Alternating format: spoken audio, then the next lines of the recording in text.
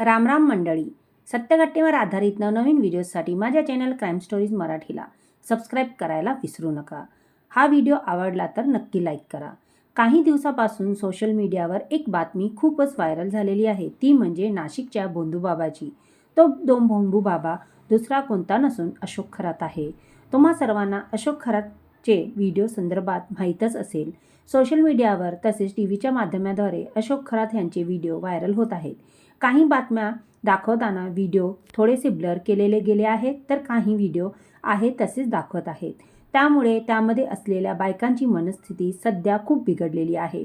आता नक्की ह्यांच्याबरोबर काय घडलं आहे आणि कशामुळे त्या इतक्या आजारी पडत आहेत ते सर्व जाणून घेण्यासाठी आणि या घटनेची सविस्तर चर्चा करण्यापूर्वी माझ्या चॅनलवर नवीन असाल तर चॅनलला नक्की सबस्क्राईब करा.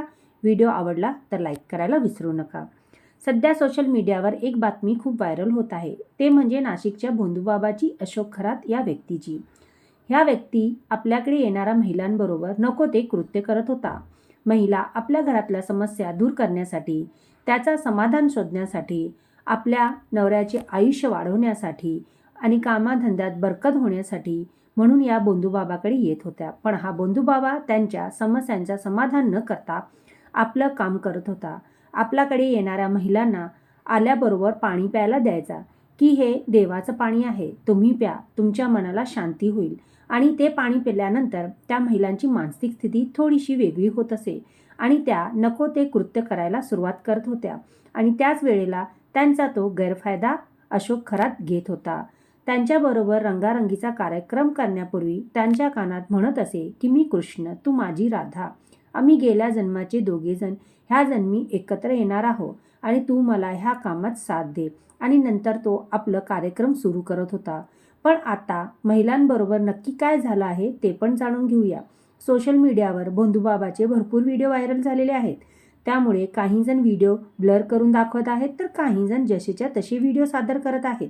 त्यामुळे व्हिडिओमध्ये असणाऱ्या महिलांचा चेहरा स्पष्टपणे दिसत आहे आणि त्याचबरोबर त्यांना वारंवार पोलीस चौकीत सुद्धा हजेरी देण्यासाठी जावं लागत आहे.